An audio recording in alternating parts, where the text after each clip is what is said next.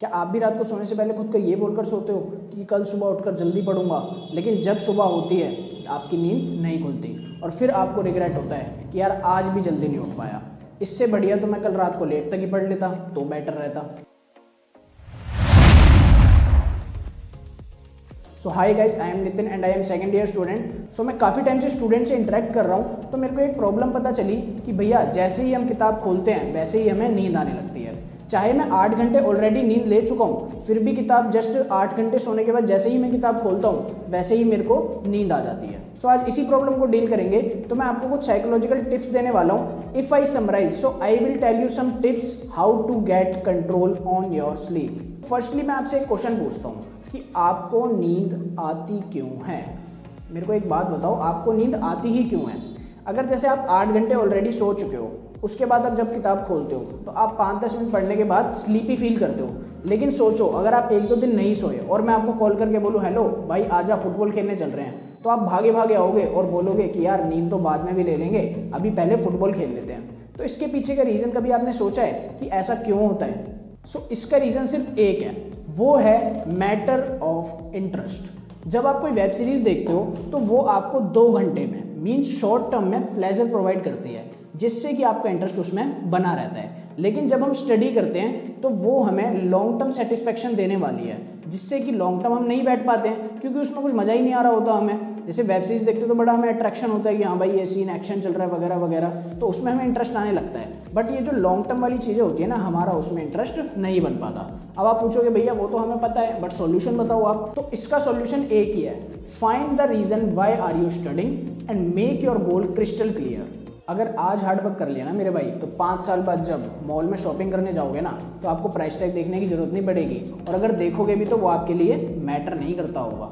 और मैं आपको लिख कर दे रहा हूँ, अगर आपका गोल क्लियर है ना तो आपका इंटरेस्ट उस चीज़ में बना रहेगा।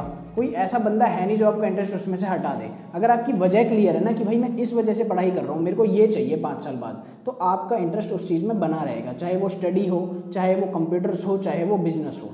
और साइकोलॉजिकल स्टडी ये बोलती है कि हमें नींद जब आती है जब हमारा कोई मसल मूवमेंट नहीं होता। जब हम पढ़ रहे होते हैं तो हमारी आइज़ देख रही होती हैं, हम अपने ब्रेन को ट्रेन कर रहे होते हैं, तो उसमें हमारा कोई भी मसल मूवमेंट नहीं होता, जिससे कि हमारी नींद आने के चांसेस बढ़ जाते हैं। तो मैं आपको इसका एक सॉल्यूशन बताता हूँ जो कि बहुत ही बेटर है। मैंने भी यही करा था और आपको भी यही करना है।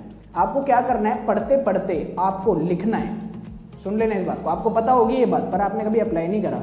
आपको पढ़ते पढ़ते लिखते रहना है। अगर थ्योरी सब्जेक्ट पढ़ रहे हो तो नोट्स बनाओ साथ साथ, अगर मैथ्स पढ़ रहे हो तो सॉल्यूशन करो साथ साथ। अगर लिखते रहोगे ना, मैं आपको लिख कर दे रहा हूँ, एक बार ट्राई कर लेना। एक बार लिख लिख के पढ़ाई करके देख लेना और एक बार नॉर्मली पढ़ाई करके देख लेना किस में नींद आती है और किस में नींद नहीं आती, को खुद रिजल्ट दिख जाएगा। नेक्स्ट जो पॉइंट आपको मैं बताने वाला हूँ, जो हमारा यूथ है ना, उसकी सबसे बड़ी प्रॉब्लम पता है क्या है? Diet control. आज का यूथ डाइट पे कंट्रोल नहीं रखता, जो उसको मिलता है वो खा लेता है। अब मैं आपको बताऊं, हैवी और जितना अनहेल्दी खाना खाओगे ना, उतना ही आपका स्लीपिंग साइकिल बिगड़ेगा। और हाँ, कभी भी खाना खाने के जस्ट बाद पढ़ने मत बैठो। क्यों?